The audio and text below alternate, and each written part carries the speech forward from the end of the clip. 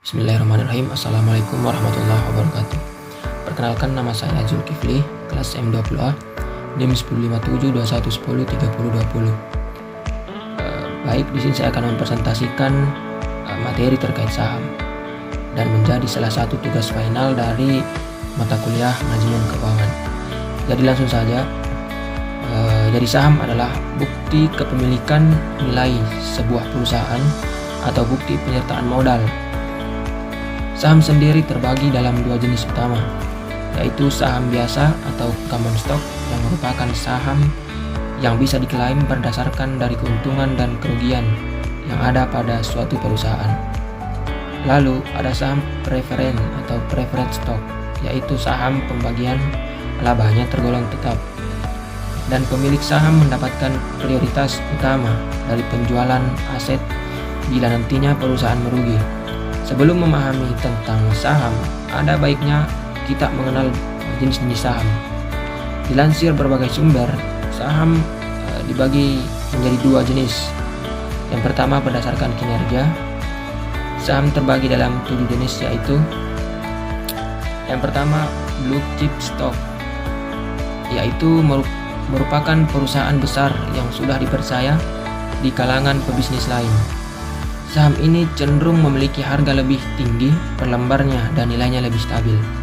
Terus yang kedua, income stock, merupakan jenis saham yang memiliki dividen yang besar serta risiko yang besar juga. Karena itulah diperlukan strategi ampuh mengelola saham ini. Dan yang ketiga, ada yang namanya growth stock. Saham ini mempunyai tingkat perkembangan lebih cepat dibandingkan yang sama di bidangnya. Sebagai contoh, dalam waktu sehari, saham ini bisa naik turun beberapa kali. Yang keempat adalah spekulatif stock. Spekulatif stock merupakan jenis saham yang biasa atau sering diperjualbelikan di bursa efek. Saham memiliki potensi dividen yang besar di masa depan. Terus yang kelima, cyclical stock. Saham ini sangat rentan terkena tren ekonomi dan bersifat fluktuatif yang tergolong sangat cepat. Yang selanjutnya adalah saham emerging growth stock. Meski berasal dari perusahaan kecil, namun saham ini lebih tahan banting karena cenderung tidak terpengaruh dengan kondisi ekonomi yang naik turun, terlebih lagi dengan adanya resesi. Terus yang terakhir adalah defensive stock. Jenis saham ini tidak terpengaruh dengan adanya kondisi resesi.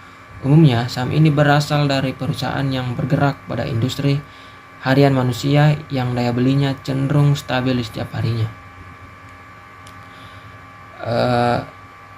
Ketika kita mengetahui jenis-jenis saham dan pengertian saham, kita selanjutnya mengetahui apa manfaat dari saham itu sendiri. Yang pertama, memahami apapun tentang saham. Kita wajib mengetahui manfaat saham itu sendiri. Dilansir dari berbagai sumber, saham memiliki manfaat investasi jangka panjang maupun jangka pendek. Bagi investor yang ingin memiliki saham jangka pendek bisa mengharapkan adanya capital gain dari selisih harga jual dan harga beli. Sementara bagi yang ingin menjadikan saham sebagai investasi jangka panjang, bisa rutin membeli dan menabung menabung uang membeli saham.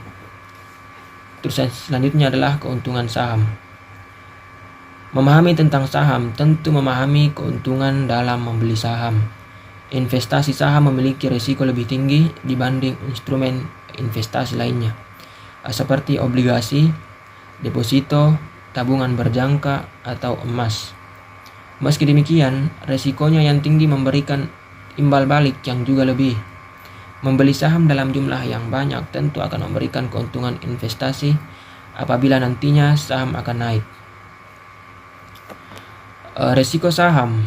Salah satu pengertian tentang saham adalah resiko kerugian. Hal yang paling lazim dalam investasi saham adalah harga saham yang lebih rendah dibandingkan saat pembelian.